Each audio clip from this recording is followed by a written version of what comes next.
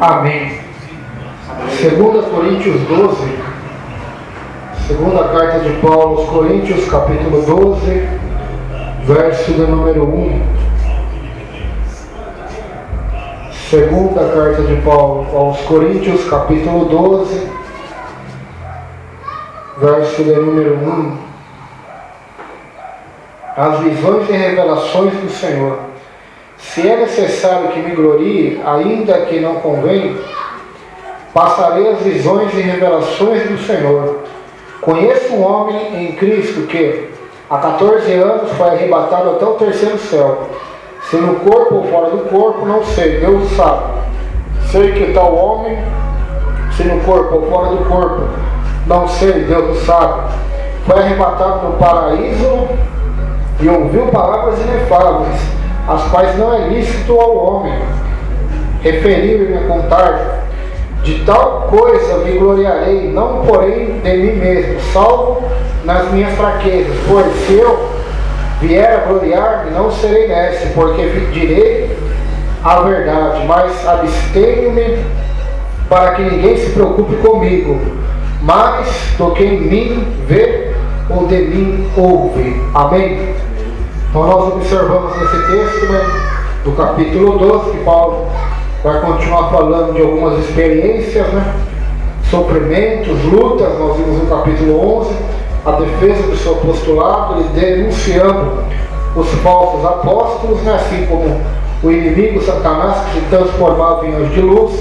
Agora nós observamos que Paulo vai falar sobre visões, sobre o arrebatamento a qual ele teve, Ele não sabia se ele foi em corpo ou espírito, Ele não teve esse entendimento, mas a Bíblia diz que ele foi arrebatado até o terceiro céu. Por que terceiro céu? Porque o céu que nós vemos é o primeiro céu, onde está o ar que nós respiramos, o vento, as nuvens, a chuva. O segundo céu é aquele que está as estrelas, os planetas, a lua, o sol. E o terceiro céu está acima das galáxias e do universo. Está numa dimensão onde os olhos humanos, os telescópios da NASA não podem chegar. E ali onde está o paraíso de Deus, está o céu, a habitação de Deus, a habitação dos anjos. E Paulo foi a este ambiente espiritual, e teve visões ali, viu coisas extraordinárias que não é lícito contar ao homem, Então ele viu coisas maravilhosas, até mesmo mais maravilhosas do que João viu em Apocalipse 21, 22, sobre a Nova Jerusalém. Ele viu mais coisas profundas, que não era para ele contar ao homem, não era para ele revelar ao homem, era para ele guardar para ele. Então ele foi arrebatado ao paraíso e ouviu palavras inefáveis. Isso é muito interessante, porque ele estava dizendo sobre essas visões, e disse: olha, tem essas visões, mas eu não posso contar ao ser humano, Não é lícito que eu conte ao ser humano. Não sabemos o porquê do motivo, que Deus não permitiu que ele falasse ou escrevesse sobre essas visões, mas podemos ter um vislumbre, Nós vimos em Coríntios 11 as lutas que ele passou, nudez, fome, espada, quarentena de açoite, de varada também pelos romanos, de açoite pelos judeus, naufrágio, fugiu por cesto de uma cidade escondida, foi apedrejado, passou fome, nudez. E ele vai colocar na escritura dele, nas cartas dele, nas epístolas, que todas as aflições desse mundo não se comparam com a glória deste lugar. Aleluia! Então ele fala por experiência visível e própria também, porque ele foi até esse lugar, ele contemplou a glória celestial, a glória do céu. Então ele vai colocar todas essas lutas que ele passou, não dão para se comparar com o que há lá. Então ele só deixou a gente na vontade, Não dão para se comparar com a glória que vai ser reservada no céu.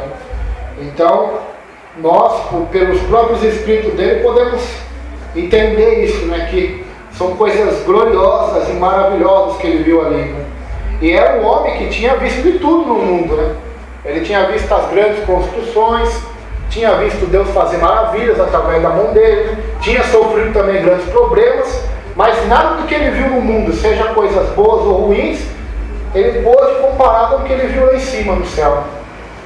Coisas extraordinárias, que fogem, né? Quantas paisagens bonitas ele deve ter visto também, né, viajando pelo mundo, né? Quantas praias, montanhas, lugares bonitos, né? Cidades maravilhosas ele viu. Mas ele vai dizer, nada se compara com o que eu vi lá em cima, né?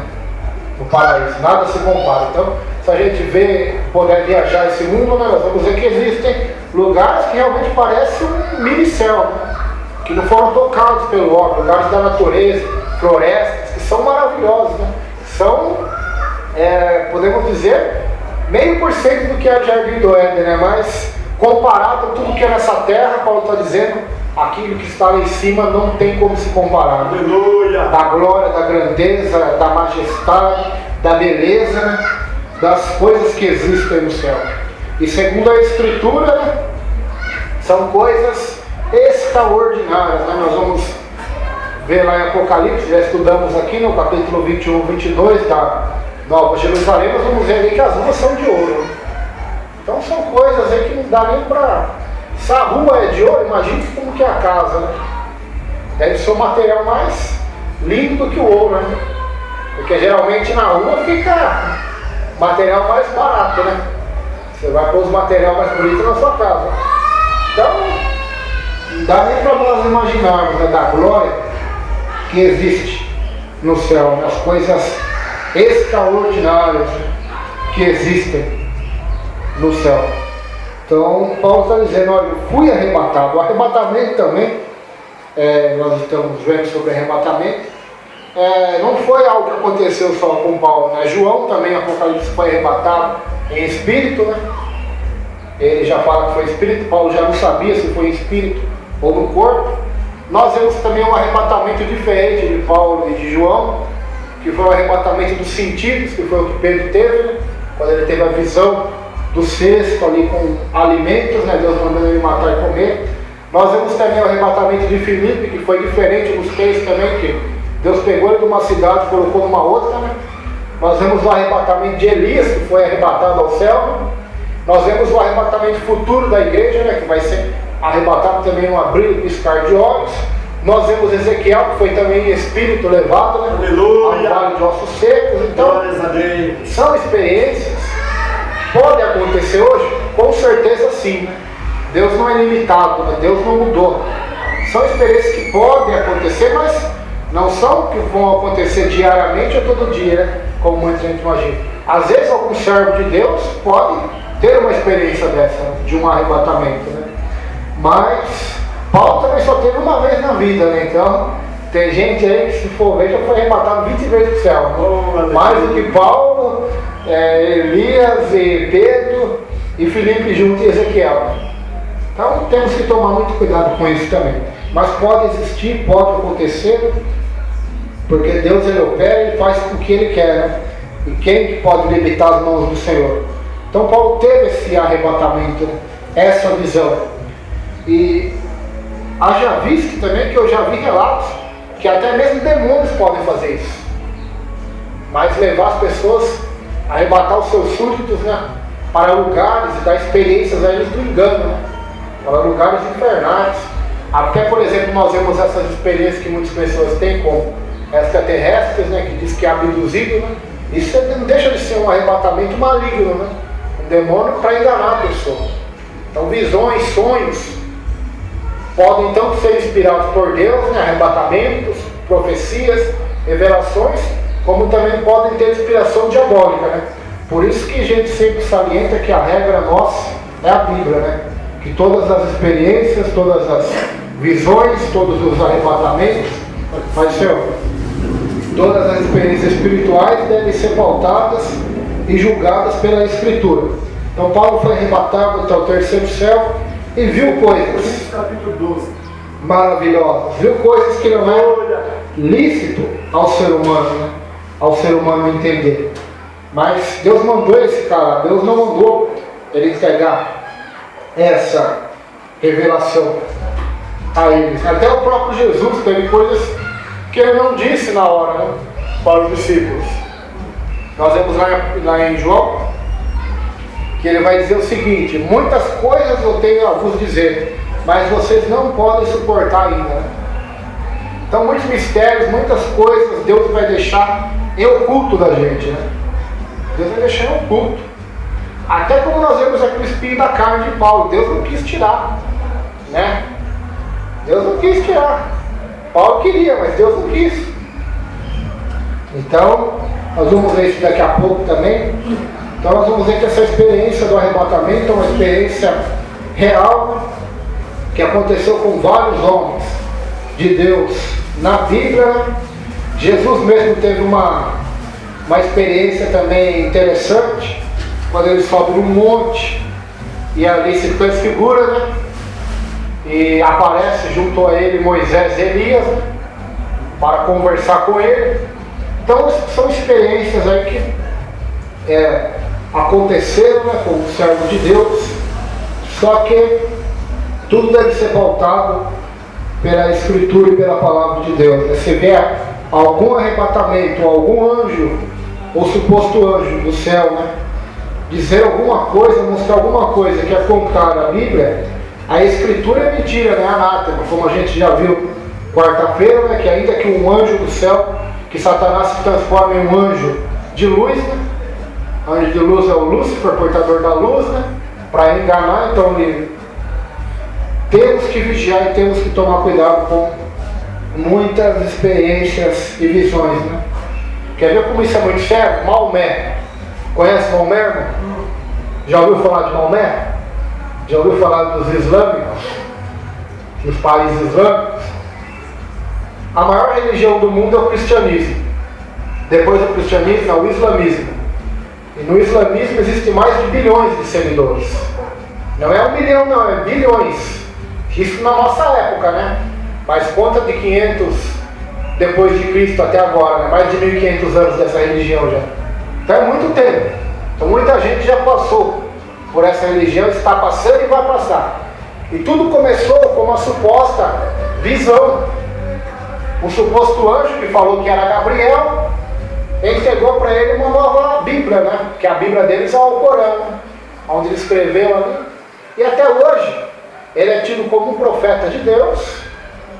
E o Deus que ele revelou que era lá é o verdadeiro Deus. E Jesus é um profeta menor do que ele. Ele até considera no livro dele Jesus como um profeta, mas menor do que ele é maior.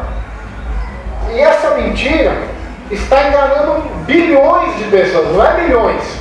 Não estou falando de enganar 100 pessoas, de enganar 10, de enganar 1000, ou 100 mil, ou 1 milhão. Bilhões. 999 milhões e 999 mil, mais um. É 1 bilhão que dá. Mas o número é maior que 1 bilhão ainda. Então, são perigosas essas visões. O líder dos mormons, a mesma coisa. Está certo que é uma religião comparada ao islamismo pequenininha, com milhões de seguidores só. Mas um suposto anjo também, chamado anjo Mormônio, entregou para ele uma nova revelação, né, do Evangelho. Aí poderíamos falar de Chico Xavier, de Allan Kardec, que recebeu a revelação dos Espíritos, né, do Evangelho do Espiritismo, né, de Kardec. Poderíamos ir longe aí, né? Quantas igrejas hoje ditas evangélicas também, que baseiam suas crenças em experiência pessoal do pastor, em visão pessoal do pastor, em visão pessoal de irmão ou de irmã, que supostamente foi arrebatado, viu? Só que nós vamos ver, aquelas visões e revelações não batem com o que está escrito na Bíblia. Então temos que tomar cuidado, porque as experiências nossas não podem ser a base da nossa fé. A base da nossa fé tem que ser a palavra, né? É claro que quem tem a base na palavra terá experiências com Deus, mas ela não é a base, ela não é o alicerce, nem a prova da verdade. A prova da verdade não é o eu vi, ou eu ouvi, ou eu senti, é o que está escrito. Porque querendo ou não, nossos olhos podem nos enganar. Sabia disso? Nossos olhos podem nos enganar, nossos ouvidos podem nos enganar, nosso coração, diz a Bíblia, é enganoso. Então não é porque eu estou vendo que significa que é real, ou porque eu estou ouvindo que significa que é verdadeiro. Por exemplo, Satanás se transforma no anjo de luz. Pode acontecer de aparecer o anjo da luz aqui agora, e aquilo para nós é real, mas não bater com a Escritura. Aquilo que o anjo disser, ser contra, ser uma heresia, uma doutrina ou um ensino demoníaco. É isso que as pessoas não entendem. As pessoas valorizam hoje o que veem, o que enxergam, o que ouvem e o que sentem no coração, não o que está escrito na palavra. Jesus, ele lutava pelo quê? Pelo que está escrito ou pelo que ele via? Pelo que está escrito. Como que ele venceu o diabo? Pela Escritura, não pelo que ele via. A visão poderia enganar, viu todo o reino do mundo, toda a glória. Eu sou filho de Deus realmente, eu tenho poder para transformar a pedra em pão, vou fazer isso. Eu vou usar o meu poder para o meu benefício. Mas não, ele venceu o diabo pela palavra. Então Paulo, um homem que teve essas visões, foi arrebatado. Nós vimos, sofreu, teve naufrágio, apanhou, teve a chicotada que Jesus tomou, ele tomou por 3 vezes. Depois mais 2 vezes ele apanhou de vara pelos romanos. Então um homem que sofreu pelo Evangelho, foi arrebatado. E mesmo assim, nos escreveu, ainda que eu mesmo, um anjo, pregue outro evangelho, além do que já está posto, seja nada. 1 Coríntios 12, verso 5.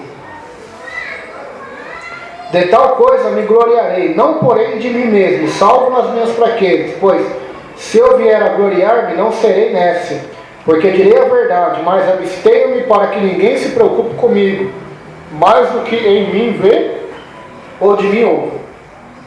Verso 7. O espinho na carne. E para que não me soberbecesse, ou me exaltasse, me orgulhasse, com a grandeza das revelações, foi-me posto o espinho na carne, mensageiro de Satanás para me esbofetear, a fim de que não me exalte. A fim de que não me exalte. Aqui está uma grande questão, né, que é debatida entre os teólogos, entre a teologia. O que era o espinho na carne? Era uma doença? Era uma perseguição? Era um demônio? Era... Realmente, ninguém tem a resposta certa para isso, porque Deus fez questão de deixar isso em mistério, né? Não, mas aqui está a resposta certa. Não, mas o pastor vai entender. Deus deixou o mistério aqui sobre o espinho, porque talvez esse espinho na vida de cada um é diferente, né? Para uns é uma enfermidade, para uns é uma... Por isso que não está aqui se é uma enfermidade. Nós sabemos que Paulo teve problema nos olhos. Lá em Gálatas ele vai falar. Nós sabemos que ele era perseguido. Ele mesmo fala das perseguições. Então esse espinho, que era o mensageiro de Satanás, era algo que Deus permitia acontecer na vida de Paulo, para que ele não se orgulhasse. Então, eu acho muito interessante isso, porque você vai ver nas nossas vidas, tem muitas lutas que acontecem exatamente para nós nos orgulharmos. Imagina, irmã, imagina eu, você, se nós fôssemos um cristão sem luta, talvez a gente ia ser orgulhoso, não ia? Eu não tenho nenhuma luta, eu sou melhor do que aqueles irmãos ali, ó. Eu estou prosperando, Deus me usa, eu tenho revelações, minha família inteira é uma bênção, no meu trabalho é uma bênção, no meu ministério é uma bênção, todo mundo gosta de mim. O orgulho vai te inchar. Aí você vai ver outras pessoas sofrendo, outros com problema no casamento, outros com doença, outros com problema financeiro. Você vai se achar realmente eu sou uma pessoa que tem nenhum problema, né? Então alguma coisa está errada com aquele povo, né? Eu estou certo. Então, esse espinho na carne exatamente acontece na nossa vida para que não haja orgulho, né? E eu não estou falando de qualquer um, eu estou falando do apóstolo Paulo. O apóstolo Paulo era um homem que conhecia o Senhor. Mesmo assim, Deus mandou esse espinho na carne, porque Deus estava vendo lá, Deus vê lá na frente, a gente não vê, mas Deus estava vendo lá na frente que o orgulho estava no coração dele. Ele perderia sua salvação, sua graça, porque a Bíblia é bem clara que Deus abate os soberbos, mas dá graça aos humildes. Então o que era melhor? Deus colocar um espinho na carne dele, ele sofreu um pouco na terra e ir para o céu, do que Deus deixar de fazer o que ele queria. Era melhor ele ir para o céu.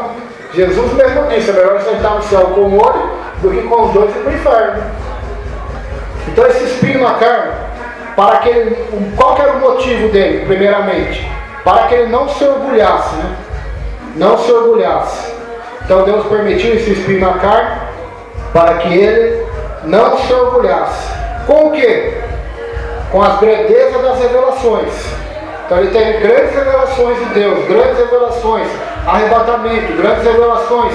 O próprio Jesus apareceu para ele. Então, por causa de todas essas experiências, Deus permitiu e colocou um espinho na carne. Foi imposto um espinho na carne, mensageiro de Satanás, para me esbofetear, a fim de que não me exalte. Isso foi enviado por Deus para mantê-lo humilde. Assim como com Jó, Satanás era a causa imediata, mas Deus era a causa final. O uso de Paulo da palavra mensageiro, do grego angelos, ou anjo, de Satanás, sugere que o espinho na carne era uma pessoa endemoniada e não uma doença física. Dos 175 usos da palavra grega ângelos no Novo Testamento, a maioria se refere a anjos. Esse anjo era de Satanás, um demônio que afligia Paulo. Possivelmente a melhor explicação para esse demônio era que ele estava habitando na cabeça da conspiração dos coríntios, o líder dos falsos apóstolos. Por intermédio deles, ele estava destruindo a amada igreja de Paulo. Desse modo, perpassando o corpo de Paulo com uma dolorosa estaca. Então, a interpretação aqui desse estudioso da Escritura, que esse espinho na carne era um demônio que habitava falsos profetas, que através da destruição, do engano que fazia na igreja de Corinto, que Paulo amava a igreja de Corinto, aquilo os fazia sofrer, né? Porque é aquela questão, se eu não posso te tocar, eu vou tocar em quem você ama, não é?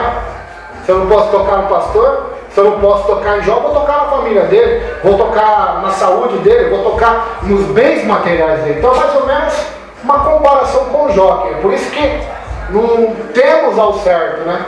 Por mais que a gente vê, são deduções, né? Enfermidade, problema ministerial, problema pessoal, perseguição, todas essas coisas Paulo teve, né? Então, esse espinho na carne era algo que Paulo, ele sofreu para não se orgulhar. Assim como Jó, Deus permitiu aquilo acontecer com Jó, permitiu Satanás tocar, e a resposta eu não tenho. Assim como Deus não deu resposta para Jó. Lê o livro de Jó inteiro, mas você não vai ver resposta. Deus dando satisfação para Jó. Deus é Deus, e Jó vai reconhecer isso lá no capítulo 42. Ele vai dizer: bem sei que tudo podes e nenhum dos teus pensamentos pode ser impedido. Deus também não vai dar satisfação para Paulo. Nós vamos continuar aqui, ele vai dizer: a minha graça te basta. Então, esse Deus ensinado hoje na igreja moderna é o Deus que tem que dar satisfação para o homem. É um Deus que tem que obedecer ao homem. O homem determina, ele tem que fazer. O homem exija, ele tem que fazer. O homem profetiza, ele tem que cumprir. Mas o Deus da Escritura é um Deus que age de maneiras que talvez você não vai entender, eu não vou entender. Não vai ter resposta nessa terra. Aí que entra a questão da fé, né? Que Deus é Pai e Ele sabe o melhor para mim. Eu não vejo o futuro, Deus vê. Eu não vejo lá na frente. Eu não vejo o que vai acontecer daqui 1 ano, daqui 10 anos, daqui 15 anos. Ninguém aqui consegue ver isso aí. Mas o Senhor vê. E o Senhor sabe se lá na frente alguém vai se orgulhar, alguém vai fazer isso, ou vai adulterar, ou vai matar, ou vai desviar, ou vai escandalizar, ou vai se transformar num herege, né? Deus sabe. Então, graças a Deus que a nossa oração deve ser conforme Jesus ensinou, não conforme a igreja ensina hoje. A igreja hoje moderna ensina para você orar para Deus fazer a sua vontade. Mas a igreja de Cristo e a Bíblia e o ensino de Cristo seja feita a tua vontade, né? Então esse espinho na carne é um mistério interessante. A minha opinião desse espinho na carne é realmente a perseguição, né? Era a perseguição que Paulo sofria. Se você perguntar para mim o que eu acho que era isso. Mas há quem acha que é uma enfermidade nos olhos. Esse teólogo já acha que é um problema da igreja de Corinto, né?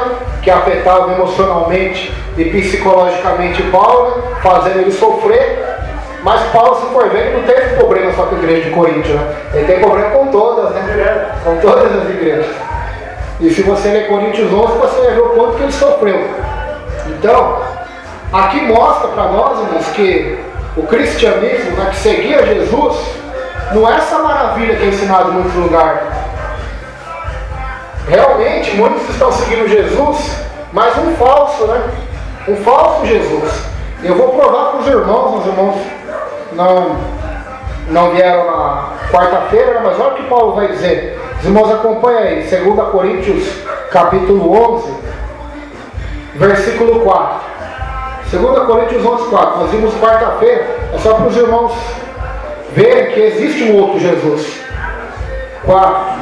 2 Coríntios 11, 4. Se na verdade vindo alguém prega outro Jesus que não temos pregado, ou se aceitais espírito diferente que não tendes recebido, ou evangelho diferente que não tendes abraçado, a esse de boa mente o tolerais. Então, segundo o apóstolo Paulo, existe um outro evangelho, né?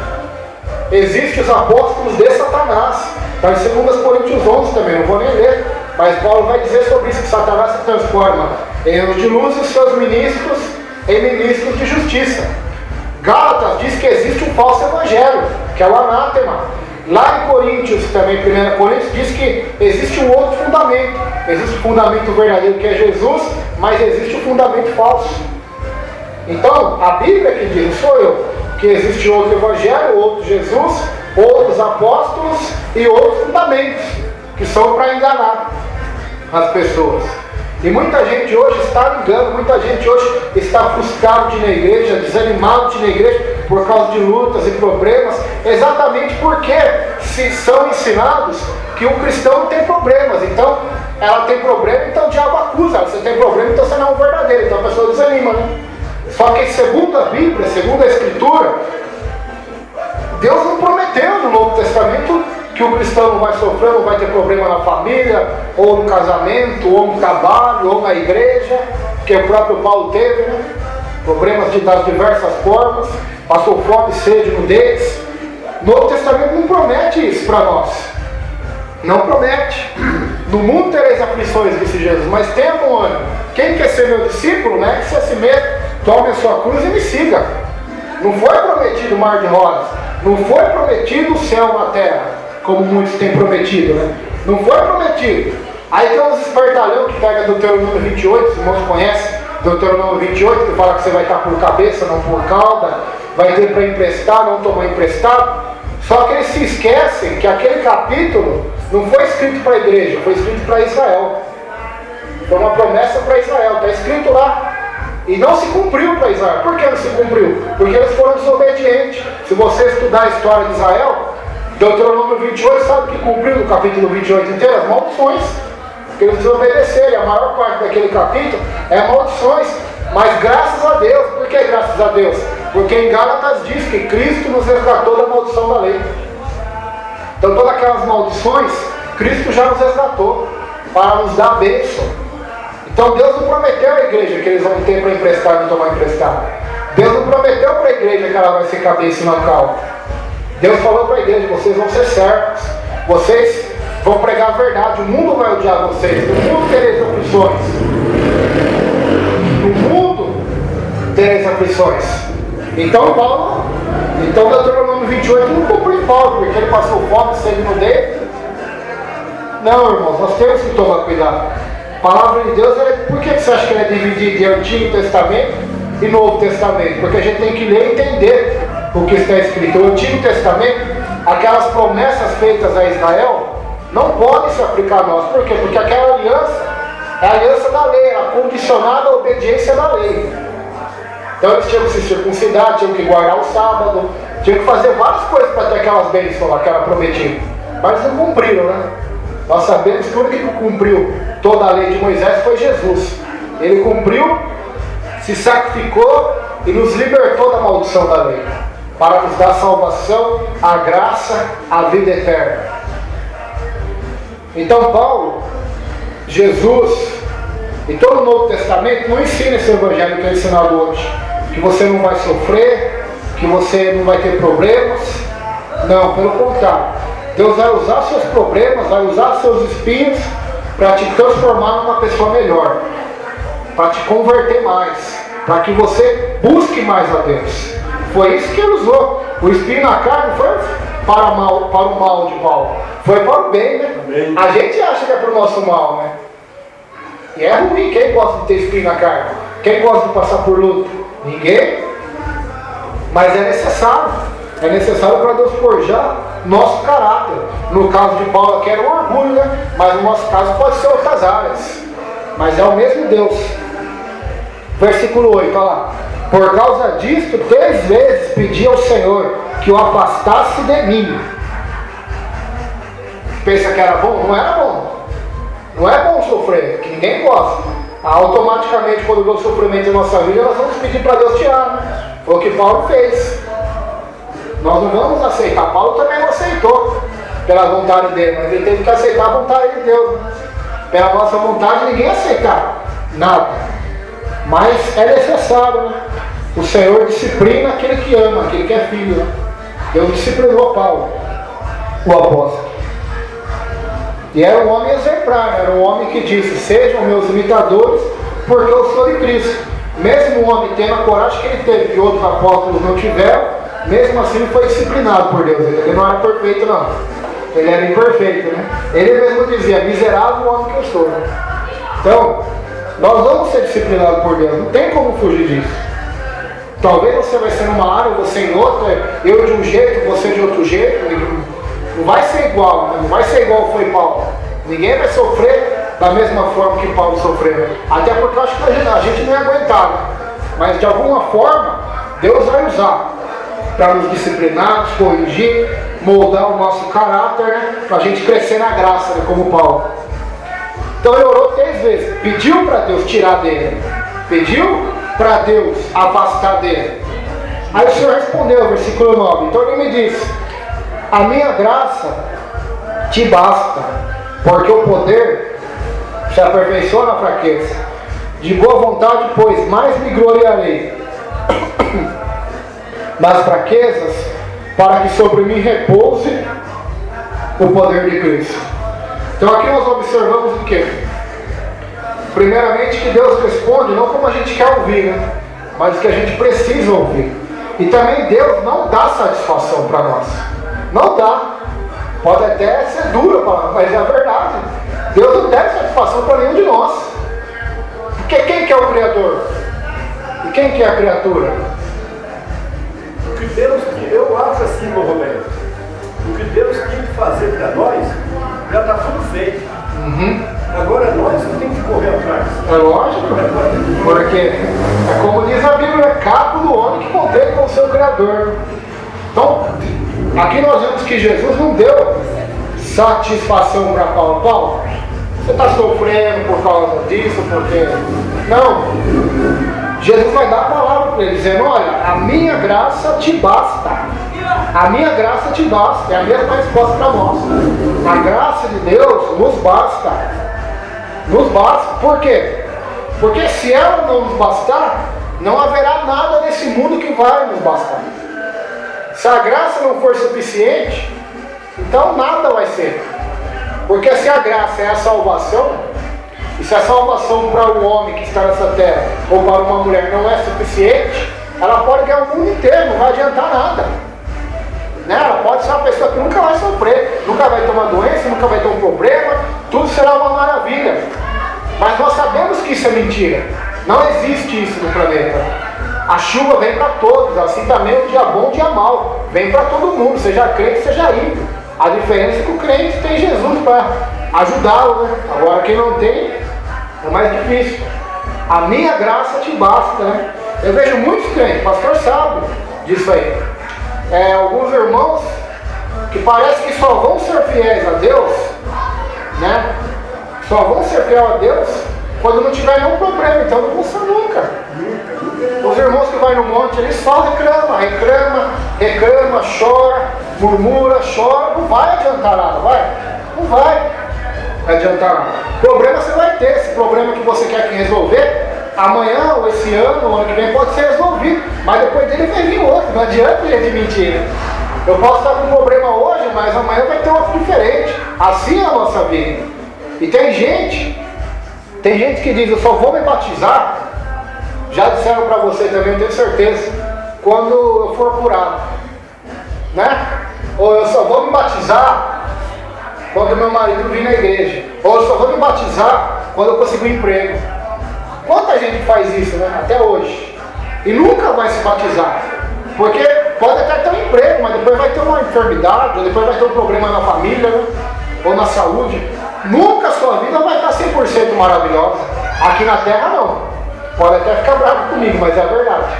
Sua vida só vai estar 100% maravilhosa no céu. No céu você não vai ter doença, não vai ter pecado. Então não deixe as lutas desse mundo, não deixe as aflições desse mundo abalar sua fé, te desanimar, não deixe o ser humano te desanimar, te acusar, não deixe o diabo. Ninguém pode condenar quem está em Cristo Jesus. Se Deus é por nós, quem será contra nós? Se alegre pela salvação, pela graça de Deus, por Jesus ter morrido na cruz para te salvar. Só por Ele que é justo, sofreu, não merecendo, né? Quanto mais nós, né, que somos pecadores, né? Ele que era justo, sofreu, fez a vontade do Pai, quanto mais nós que somos pecadores. Oi? Tem que se batizar. Então tem pessoa, é o que eu digo, irmão, já ouvi muito isso. Tem irmãos que estão esperando se curar para se batizar. Né? O caso do irmão lá que teve o derrame. Ele até diz, se eu andar eu vou me batizar. Mas o que adianta também se batizar porque está andando? Não é melhor ir para o céu numa cadeira de roda do que... É barganha, né?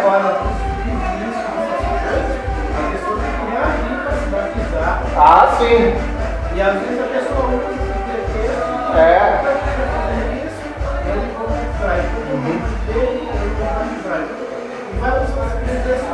E vai anos e anos a pessoa nunca se batiza.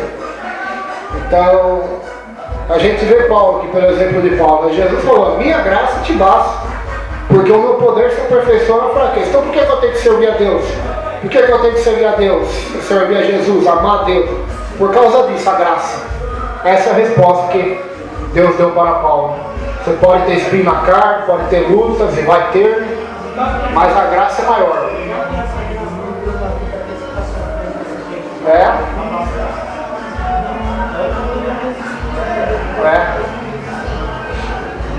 Então olha o que Jesus diz, a minha graça te basta, porque o poder se aperfeiçoa na fraqueza, não é na sua força. Está entendendo o que Jesus está dizendo?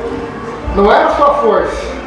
Eu sou forte porque eu leio a Bíblia, porque eu oro. Muito pelo contrário, você é forte e é fortalecido porque o poder de Deus se aperfeiçoa na sua fraqueza, não é na sua fortaleza. Por quê? Porque não existe ninguém forte, né? A gente acha que é até forte, tem pessoas que podem até achar que é forte, que é saudável, mas somos fracos. Se uma veia desligar da nossa cabeça, já era. Se nós ficarmos 2 minutos, 3 minutos sem respirar, já era, acabou. Não tem forte. Somos simplesmente vapor, sombra, que pode a qualquer momento tombar. Então a graça de Deus, o poder de Deus, Jesus está respondendo para Paulo, se aperfeiçoa na fraqueza. Por quê? Paulo, através desse espinho na carne, através dessa luta que você vai orar, que você vai vigiar, que você não vai se orgulhar, que você vai se lembrar que eu sou Deus, que o meu poder é maior, que a minha graça é maior do que essa luta, né? Que é maior. E você vai ter certeza também que nesse mundo aqui não vai ser bom para você. Bom para você vai ser o meu lado no céu, né? Porque se tudo for uma maravilha aqui na terra, ninguém vai querer ir para o céu mais também. Aqui, o céu é aqui mesmo, para que vamos ir para o céu? Céu é essa terra não. Esse mundo já é maligno, há aflições. Por isso que o desejo do crente é ir para o céu. Por quê? Porque lá não vai ter lutas que existem aqui, não vai ter problemas. Então, Os espinhos servem para isso também, para te mostrar que existe um lugar melhor, que a graça é melhor, que o lugar que a graça nos preparou, a graça de Jesus é melhor do que tudo. Então a graça de Deus basta-nos. Aí Paulo vai dizer, de boa vontade, pois mais me gloriarei nas fraquezas, para que sobre mim repouse o poder de Cristo. Então eu vou me gloriar, Paulo está dizendo. Eu vou pegar essas lutas que eu passo, espinho na carne que eu passo, eu vou usar eles para glorificar Deus. Porque através deles, o poder de Deus é derramado em minha vida. O poder de Cristo transforma o meu caráter, transforma a minha vida de glória em glória. Através dessas experiências que Deus transforma o meu caráter, quebra meu orgulho, quebra minha vaidade, quebra meu medo, quebra aquilo que desagrada a Deus e me transforma mais e mais à semelhança de Cristo Jesus. Versículo 10. Pelo que sinto prazer nas fraquezas, nas injúrias, nas necessidades, nas perseguições, nas angústias, por amor de Cristo. Porque quando sou fraco, então é que sou forte.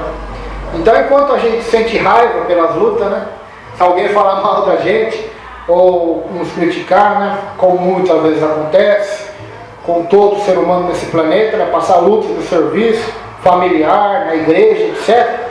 Muitas das vezes sente raiva. Paulo sentia prazer, olha a diferença. Quando a gente sente raiva, sente tristeza, né? Sente angústia.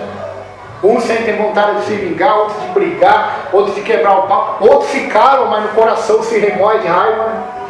Paulo sentia prazer, por quê? Porque Paulo percebeu e entendeu que tudo aquilo era para ele não se orgulhar, né? Mas era para ele dar glória a Deus, né? Então todas as injúrias que ele sofria, todas as fraquezas que ele tinha, as necessidades que ele passava, as perseguições que ele sofria, as angústias que ele sentia no seu interior, por amor de Cristo, tudo aquilo ele sentia prazer. Por quê? Porque mostrava como ele estava forte, né? Em Cristo Jesus. O como ele estava forte, porque ele estava passando por tudo aquilo e não negando o Salvador, né? Não abandonando o Salvador, não abandonando a sua cruz, né? Não negando a Jesus. Pelo contrário, aquilo estava fazendo ele ser mais forte e mais pregador ainda, né? Mais pregador. Quanto mais ele sofria, mais ele pregava, né? Prenderam ele na prisão, não parou não. Lá ele cantava e orava. Quantos ali foram evangelizados? Está lá preso. Não vai pregar mais, aí ele se enganou, né? Aí é que ele escreveu as cartas que chegou até para nós hoje. Se ele não tivesse sido preso, nós não teríamos as cartas dele, teríamos? Teríamos ou não? Teríamos. Então ele usou aquele mal, que foi a prisão, escreveu aquelas cartas para as igrejas que servem para nós até hoje, né? Então Deus é assim. Então os mal que a gente passa hoje pode servir de bênção até para os seus netos, bisnetos, tataranetos. Você não sabe, eu não sei. Mas Deus faz o que Ele quer. Não serviu de Paulo, as lutas que Ele passou não servem para nós até hoje, para nos trazer vitória, bênção, poder de Deus. Então nós vemos isso, apóstolo Paulo. Porque quando sou fraco, então é que sou forte. Por quê? Porque o fraco depende de Deus, o forte depende dele mesmo. Por isso que o fraco é forte e o forte é fraco. O forte depende da própria força, o fraco depende da força de Deus. E ele é forte, porque ele está com aquele que é mais forte, então ele é forte. Então é melhor ser fraco dependendo de Deus do que ser forte sem depender de Deus. Jesus disse o quê? Bem-aventurado aos pobres de espírito, não é? Porque deles é o reino dos céus. Por quê? Porque quem que vai buscar as riquezas espirituais é o pobre, né? Que aquele que já sou rico espiritualmente, né? Então não precisa buscar Deus, não precisa orar, não precisa jejuar, não precisa ler a Bíblia, não precisa ir na igreja, não precisa de pastor, não precisa da irmã, do irmão, não precisa de ninguém. Eu já sou rico religiosamente, espiritualmente, né? Eu sou salvo porque eu sou bom, né? Não por causa de Cristo. Por isso que Jesus disse, bem-aventurado aos pobres de espírito, porque deles é o reino dos céus. Porque o pobre de espírito é aquele que é necessitado, é carente, é aquele que busca, aquele que sabe que é miserável e depende da graça do Senhor. Então, o pobre se torna rico, o fraco se torna forte, porque depende do Senhor, do Criador. Verso 11. Dúvida. Tenho me tornado insensato, a isto me constrangestes. Eu devia ter sido louvado por vós, porquanto em nada fui inferior a esses tais apóstolos, ainda que nada sou. Pois as credenciais do apostolado, foram apresentados no meio de vós com toda a persistência, por sinais, prodígios e poderes miraculosos, porque em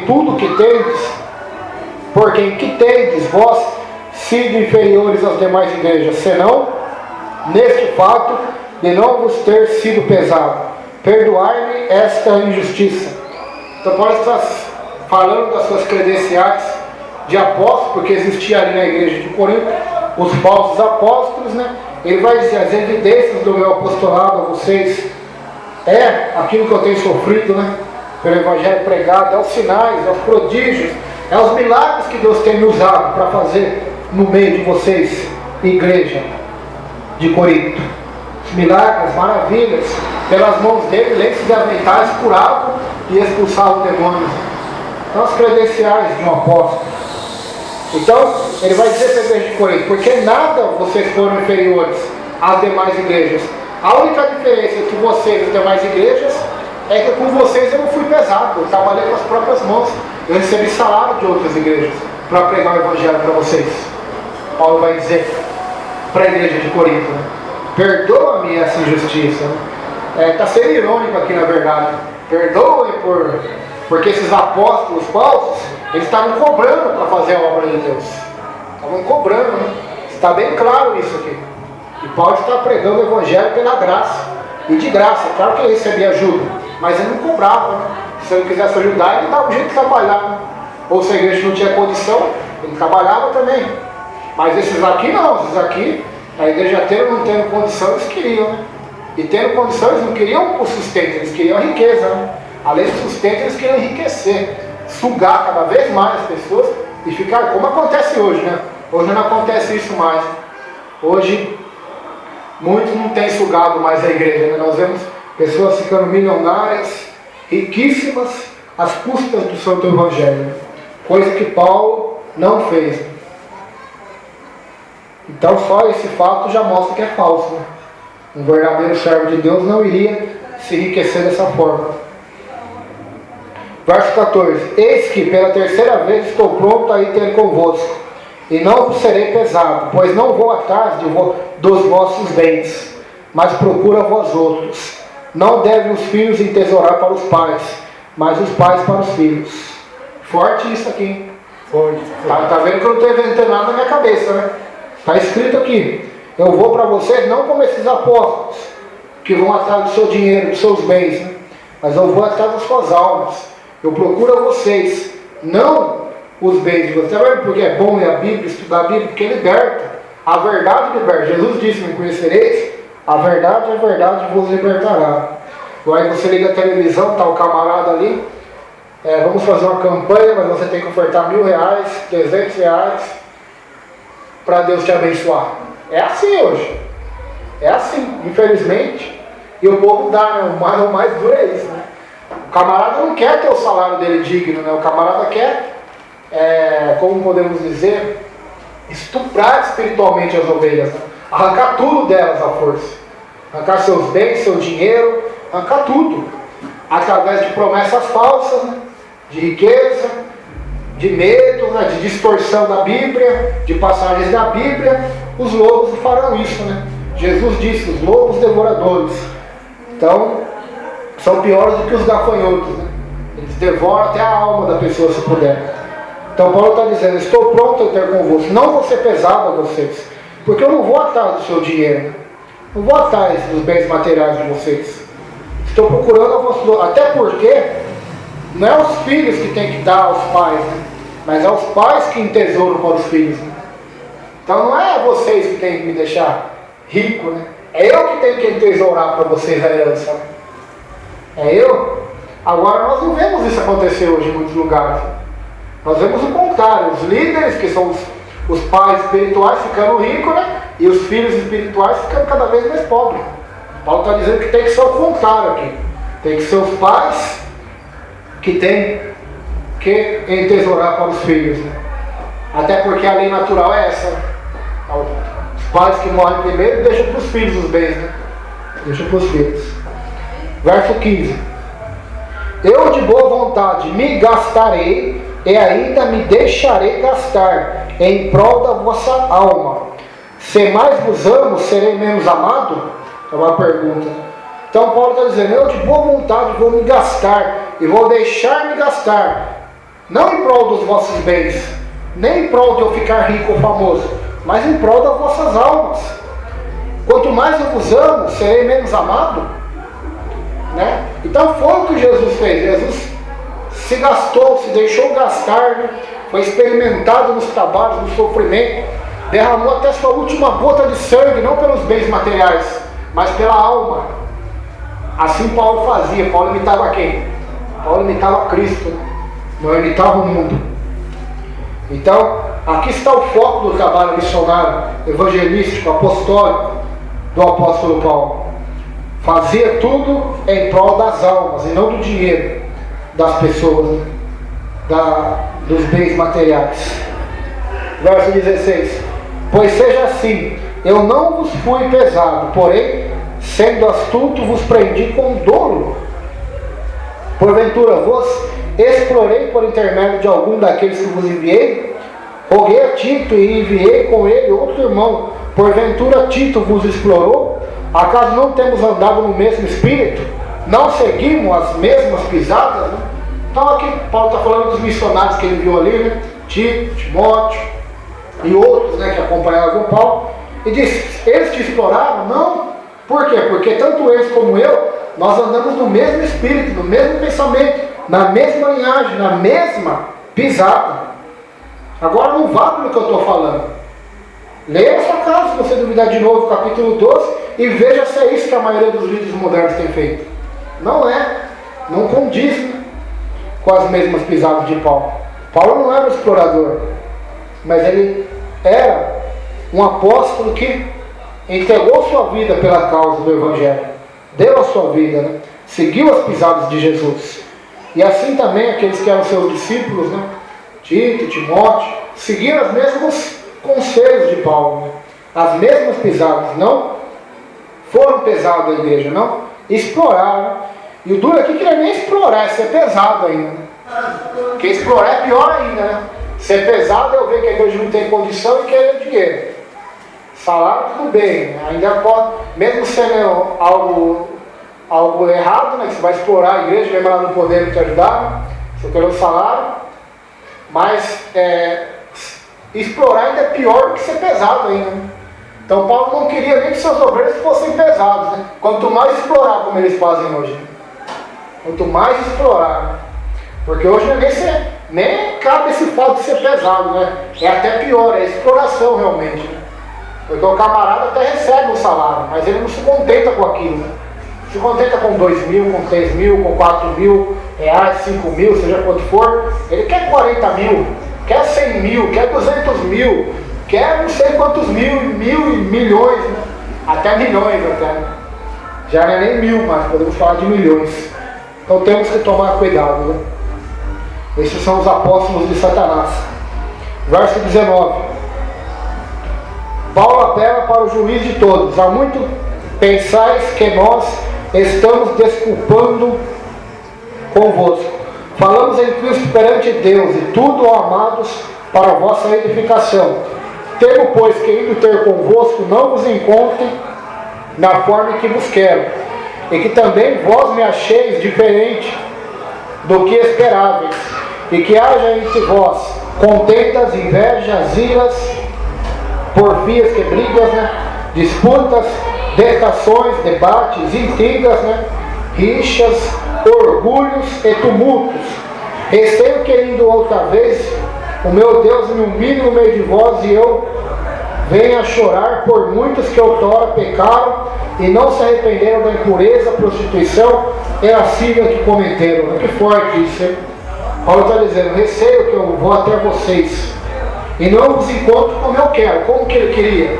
Encontrar eles unidos, né? Amando uns aos outros, seguindo as pisadas de Cristo, né? Mas ele estava dizendo, tomara que quando eu for até vocês não os encontre, né? E que veja que vocês têm contendas ainda, invejas, iras, né? Que são tudo coisas que nós já vimos, né? Estudando essas duas cartas que havia ali de sobra, né? Espero que não, porque se acontecer, de eu ver, eu vou ter que repreender vocês, né? Meu Deus, eu me humilhar de novo até vocês, eu vou ter que chorar pelo pecado de vocês, por aqueles que não se arrependeram, né, do seu pecado, da sua prostituição, da sua impureza, da sua sensualidade que cometeram, né? Então, eu vou me humilhar novamente, né? Eu vou ter que chorar pelo pecado de vocês, né? Então, Paulo esperava que isso não acontecesse, que ele chegasse até ali e visse uma igreja que estivesse realmente arrependida, né? Arrependida dos seus pecados, estivesse unida, né, em prol do amor de Deus e do próximo, e não em contendas, brigas, intrigas, invejas, iras, prostituição, etc. Então ele queria ver aquela igreja buscando ao Senhor, buscando a Deus. Então, o capítulo 3, que é a continuação desse texto, né, onde ele vai falar da terceira vez que ele vai até lá, né, nós vamos continuar semana que vem, amém? Vamos colocar em pé e agradecer ao Senhor.